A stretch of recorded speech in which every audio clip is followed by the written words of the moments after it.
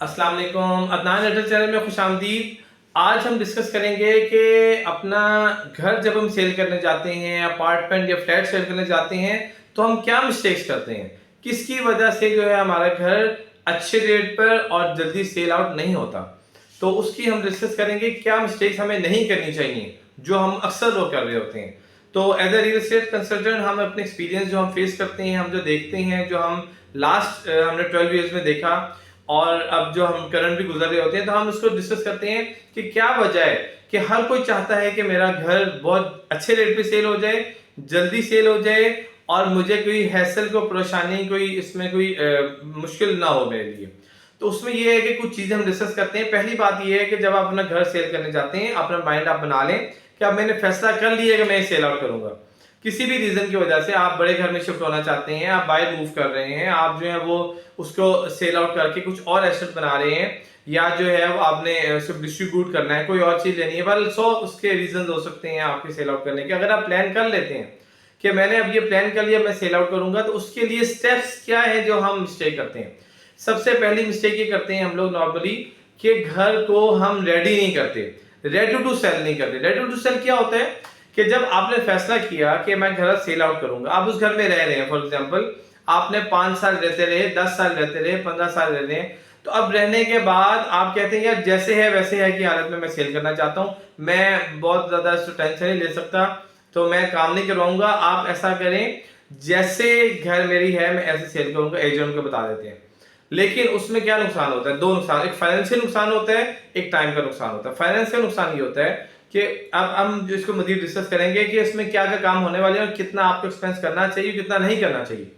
तो नुकसान क्या होता है? सबसे पहले कि आप इसको इजी ले रहे हैं कि ये छोटे छोटे काम है, ये तो कोई मसला नहीं है, घर मेरा ठीक है, मैं घर में रह रहा हूं।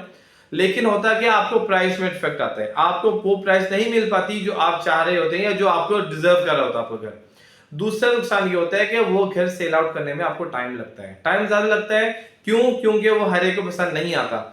क्योंकि जब आप घर में रह रहे होते हैं तो मसला क्या है, आप जो है वो छोटे छोटे चीजों को इग्नोर कर रहे होते हैं। फॉर एग्जाम्पल पेंट ओल्ड हो गया है, पेंट पुराना हो गया है, कुछ जगह से खराब है, कुछ जगह से ठीक है, आप कहते हैं यार चलो ठीक है कोई मसला नहीं है। दूसरा ये है कि कुछ छोटी छोटी लीकेजेस होती हैं, सैनिटरी की लीकेज होती है, बाद दफा टैंकी ओवरफ्लो हो रही होती है, आप उसको इग्नोर कर लेते हैं, आप कहते हैं ठीक है यार रह रहे कोई बात नहीं, थोड़ी खराब होगी दीवार, ये दीवार पर जो है वो टैंकी ओवरफ्लो हुई थी, उसकी वजह से जो है वो थोड़ा सा लीकेज सीपेज आ गया है, तो थोड़ा सा खराब हो गया, ड्राई हो जाएगा, बस ठीक हो जाएगा। और अगर जो है वो बाद मतलब बारिशें होती हैं, बरसात में एक दीवार गीली रह गई और सीपेज आ गई कहीं से, साथ वालों ने घर बनाया, बाद मतलब क्या बन पीछे वालों ने घर बनाया, तो वहां से थोड़ी सी जो है वो नमी आ गई, जिसकी वजह से आपके घर की वो दीवार खराब हो गई, और बाद में छत खराब हो गई, छत की वजह से दीवार भी खराब हो जाती है। तो वो आप कहते हैं यार ये बस ड्राई होगा और आप पेंट करवा देंगे, मतलब खर्चा नहीं है, ज्यादा एक्सपेंस नहीं है, बस मैं करवाना नहीं चाह रहा था, ठीक है। तो आपने इसको इग्नोर किया। आपको करना क्या चाहिए था कि आप जो है छोटे छोटे काम करवाते। मिसाल के पे एक लिस्ट बना लिया।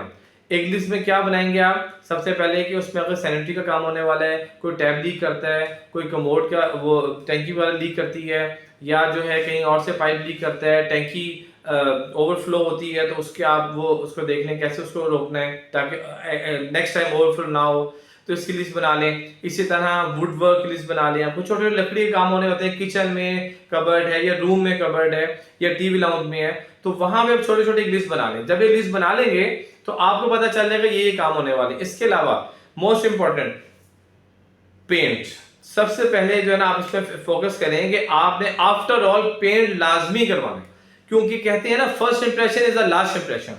तो जब आप ये देख लेंगे कि यार मैंने घर रेडी किया, घर सेल आउट करने का प्लान किया, तो जो भी आप अपने आप को एज अ कस्टमर देखें, आप अपने आप को बायर कंसीडर करें और माइंड में रखें कि आप एक घर देखने जा रहे हैं। वो घर देखने जा रहे हैं, जब घर के करीब जाते हैं तो उसका पेंट ही खराब है, उसको जो है फर्स्ट इंप्रेशन में ही आपको अच्छा नहीं लगा, उसमें ग्राफी नहीं हुई भी, और बहुत पुराना सा पेंट है, कहीं से ईंटें नजर आ रही हैं, कहीं से जो है वो पेंट उखड़ा हुआ है, तो आपको वो बिल्कुल फर्स्ट इंप्रेशन में शूट नहीं करेगा। और बाद लोग ऐसा करते हैं, हमारे साथ क्लाइंट होते हैं, तो वो जब घर बाहर से घर की हालत देखते हैं तो वो कहते हैं यार नहीं ये घर अंदर से भी ना दिखाओ, तो वो वहीं से ही मतलब समझे यूटर्न ले लेते हैं एक तरह से। तो आपको पेंट लाजमी करवाना है, छोटे छोटे घर के काम करवाना चाहिए। इसमें एक और मामला डिस्कस करने वाला था। बाद लोग क्या करते हैं, बाद लोग ओवर एक्सपेंस कर लेते हैं, उस घर पे ऐसा मतलब कर लेते हैं कि बहुत ज्यादा एक्सपेंस हो जाता है, जिसकी वजह से वो रिकवरेबल नहीं होता। बाज दफा पूरे के पूरे कबर्ड चेंज करवा देते हैं। बाज लोग जो हैं वो उसमें सैनिटरी का छोटा मोटा काम होना है, वो पूरे के पूरे चेंज करवा देते हैं। तो पूरी पूरी दीवारें जो हैं वो जो पीवीसी पैनल लगा देते हैं, या जो इस तरह एक्स्ट्रा एक्सपेंस लगा देते हैं। तो जब आप बहुत ज्यादा एक्सपेंस करेंगे तो वो भी रिकवरेबल नहीं होगा, फिर आपके लिए मुश्किल हो जाएगा। उसकी मिसाल ऐसी है जैसे बाद लोग अपना जाती घर बनाते हैं, जब वो घर बनाते हैं तो वो बहुत ज्यादा इंपॉर्टेंट चीजें लगा देते हैं। फॉर एग्जांपल वो दीवार का वुड वर्क करवा लेते हैं। वो कहते हैं कि जो हमने टाइल्स जो है ये स्पेनिश टाइल्स हैं, हमने वहां से इम्पोर्ट की हैं। जो है ये जो वुड वर्क है ये हमने ना इटली से इम्पोर्ट की है, टर्की से इम्पोर्ट की है। और ये हमारा बड़ा वो सैनिटरी का काम जो हमने स्पेन से इम्पोर्ट किया है। हमारे लिंक से जो हमारा बिजनेस ऐसा था तो हमने जो स्पेशल इम्पोर्ट करके यहाँ हमने ब्रांडेड और जो है वो इम्पोर्टेड चीजें लगाई हैं। और जितना एक्सपेंस वो कर देते हैं अपने घर, क्योंकि उन्होंने माइंड यही होता है कि हमारा अपना घर बन रहा है, फर्स्ट टाइम बना, अपने घर में रहना है हमने।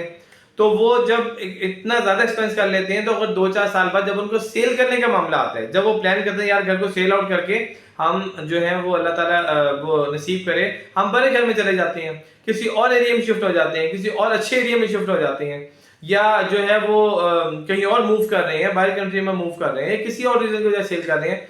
तो सेल करने जाते हैं तो क्या प्रॉब्लम आती है? प्रॉब्लम आती है उस एरिया की जो एक वर्थ है, यूज घरों की एक वर्थ है। फॉर एग्जाम्पल अगर मैं 5 वाले की बात करूं तो 2 करोड़ की वर्थ है, और आपने बहुत ज्यादा एक्सपेंस लगाया तो आप कहते हैं कि मेरा घर 3 करोड़ का है, क्योंकि मेरे घर में तो ये इंपॉर्टेंट चीज लगी हुई है, बाकी घरों में जनरल घर है। तो आपको वो एक्स्ट्रा कॉस्ट 5 to 10% तो शायद मिल जाए। लेकिन जब आप 3 करोड़ पे जाते हैं 5 वाले घर के लिए तो उसमें ब्रांड न्यू ऑप्शन आ जाती है। फिर यूज घर और 5 साल यूज घर कौन लेगा? ठीक है आपको 10% 20% लोग पे करेंगे, पे कर सकते हैं, वो जिसको पसंद आ जाए वो 20 मोर देन 20% पे कर सकता है। लेकिन आपके लिए प्रॉब्लम हो जाएगी सेल आउट करते हुए। तो आपने ये ध्यान में रखना है कि हमने घर को रेडी करना है, छोटे छोटे उसके काम करवाना है, सैनिटरी वुड वर्क और इस तरह के पेंट मस्त करवाना है। थोड़ा सा आपके रेडी हो गया, आपने जो है वो उसको कर लेना है। और सेकंड इसमें ये होता है कि आप जब प्राइसिंग करते हैं, उसकी डिमांड बनाते हैं, तो आप डिमांड बनाने में बाद में मिस्टेक कर देते हैं। वो क्या मिस्टेक होती है कि आप नेट पे चेक करते हैं कि जो है इंटरनेट पे घरों की प्राइसेस इस एरिया में, सर्टेन एरिया में जो ये आ रही है। फॉर एग्जांपल लाहौर सोसाइटी की बात करूं तो डीएचए की फेस की बात कर लूं, मैं वापडा टाउन की बात कर लूं, जो टाउन की बात, तो जो है इस एरिया में इस जो है वो रेंज में आ रही है। तो आप जो है अपने घर की डिमांड, आप कहते हैं कि ये घर की तस्वीरें लगी हुई है तो मैं जो हूँ इसको ऐसा ही, मेरा तो इससे भी अच्छा घर है, मेरी लोकेशन भी इससे अच्छी है, तो आप जो है उससे ज्यादा अपनी डिमांड कर देते हैं। तो होता यह है कि आप अपने कंसर्न एजेंट से मशवरा नहीं करते। अपने जो एक कंसर्न, इस पे भी हम बात करते हैं अगले इस पे पॉइंट पे, कि आपको जो है वो एक अच्छा और एक्सपीरियंस और उस एरिया को जानने वाले, इस एरिया में अच्छी सेलिंग करने वाले एजेंट हायर करना चाहिए। तो उसमें यह है कि आप जब ओवर प्राइसिंग करते हैं, ज्यादा डिमांड करते हैं, तो उसका नुकसान क्या होता है? उसके 2 नुकसान होते हैं। एक नुकसान ये होता है कि आपका घर जो है वो लेट हो जाता है, आपके घर पे वर्किंग नहीं होती, और आपको घर जो भी देखता है वो कहता है ये ओवर प्राइस ज्यादा डिमांड कर रहे हैं तो हमें और ऑप्शन दें। तो सेकंड नुकसान ये होता है कि आपका घर लेट होने की वजह से लोग समझते हैं कि ये they are not serious in selling.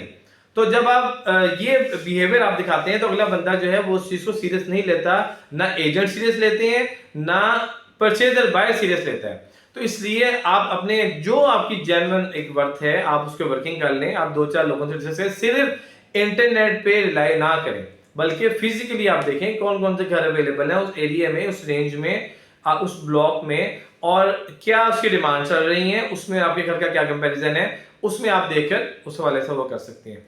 फिर जैसे मैंने आपको कहा कि एजेंट आपको हायर करना बहुत जरूरी है। एजेंट जो है आपको फेवर देगा। एजेंट की कमीशन का आप ना सोचें कि आपको जो है उसको कमीशन देनी पड़ेगी। कमीशन देंगे तो आपको उसका बेनिफिट ज्यादा मिलेगा। उसकी सबसे पहली बड़ी बात यह है कि आपको जो है वो एफर्ट करेगा, अच्छी प्राइस देने की कोशिश करेगा। आप उसको कहें मैं तुम्हें पूरा राइट दूंगा, जो तुम्हारी कमीशन बनती है मैं पूरी दूंगा, और जिसका जो राइट बनता है उसको देना भी चाहिए। तो आप कहें उससे मैं तो वो पूरी एफर्ट करेगा, पूरी कोशिश करेगा कि आपकी चीज को अच्छे रेट पे सेल आउट करे। फिर दूसरी बात यह है कि वो जल्दी सेल आउट करने की कोशिश करेगा। तीसरी बात यह है कि आप देखें अगर आप खुद सेल आउट करने जाते हैं तो प्रॉब्लम क्या आती है? प्रॉब्लम ये आती है कि आपको हर वक्त अवेलेबिलिटी का इशू आएगा। आप मिसाल के तौर पर कभी कहाँ हैं, कभी बिजी हैं, कभी वर्क में हैं, कभी ऑफिस में हैं, कभी कहीं दूर गए हुए हैं, तो क्लाइंट या बायर आपसे कांटेक्ट करता है तो आपकी अवेलेबिलिटी नहीं होगी। तो इस चीज़ को मद्देनजर रखें कि जो है हम ऐसे एजेंट को हायर करें, और इसमें ये चीज़ डिटेल में है, ऐसे एजेंट को हायर करें जो एक्सपीरियंस्ड हो और जिस एरिया में आपका घर है उस एरिया में वो अच्छी उसकी रिप्यूट हो और अच्छी सेलिंग उसकी एवरेज हो, और वो जो है एक अच्छा ईमानदार शख्स भी हो। तो उस चीज़ों का आप नज़र रखेंगे तो इंशाल्लाह जो है ये जब मिस्टेक नहीं करेंगे तो आप इसको जो है जल्दी सेल आउट कर सकेंगे। वीडियो थोड़ी सी लंबी हो गई है, इसलिए अगले पॉइंट हम नेक्स्ट वीडियो में डिस्कस करेंगे। इसे पार्ट 1 बना लेते हैं और पार्ट 2 में जो है वो नेक्स्ट सीजन डिस्कस करेंगे, ताकि जो है आपको अपना घर सेल आउट करने में किसी प्रॉब्लम और किसी परेशानी से ना गुजरना पड़े। तो हमने कहा ये थोड़ी सी आप डिटेल डिस्कस कर लें ताकि लोग जो है सारी चीज़ों मिस्टेक्स करते हैं वो ओवरकम करें और उसको वो रिपीट ना करें, ताकि आपके लिए आसानी हो। चलिए नेक्स्ट पार्ट में मुलाकात होगी, अपना ख्याल रखिएगा। अस्सलाम वालेकुम।